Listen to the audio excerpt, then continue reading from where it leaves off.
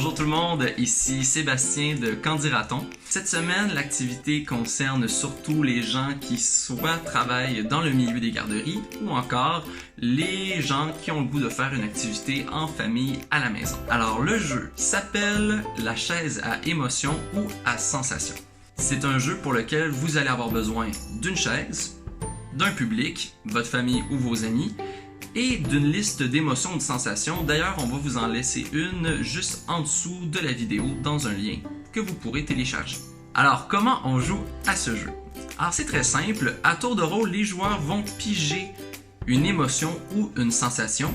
Ça peut être par exemple la tristesse ou encore la sensation du froid. Et c'est une sensation, une émotion qu'ils vont devoir faire deviner aux autres participants du jeu. Le joueur s'approche de la chaise et dès qu'il entre en contact avec celle-ci, soit en touchant la chaise, soit en s'assoyant dessus, il doit commencer à ressentir le mot qu'il avait pigé. Plus le temps avance, plus le joueur doit augmenter l'intensité de sa sensation.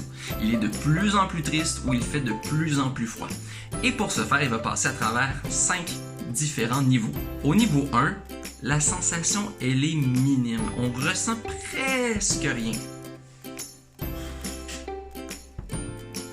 Ça doit être hyper difficile pour ceux qui regardent de deviner ce que la personne qui est assise est en train de vivre. Au niveau 2, là, le joueur peut commencer à ressentir un peu plus la sensation.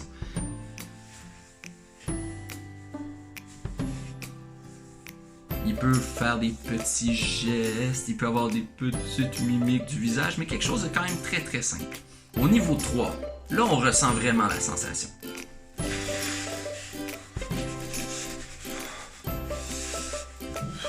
C'est le moment où on est le plus naturel, le plus réaliste possible. Niveau 4, là au niveau 4, c'est le niveau de l'exagération. C'est vraiment un moment où tout devient beaucoup plus intense.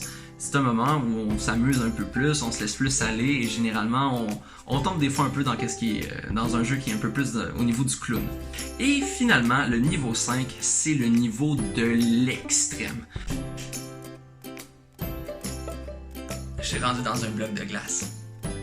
Si jamais on est en train notre émotion, c'est la tristesse, c'est le moment où on fait une crise. C'est vraiment un moment où on lâche son fou, où on fait rire les gens autour de nous. C'est un jeu qui travaille vraiment l'expression du corps, tout en ayant beaucoup de plaisir avec ses amis.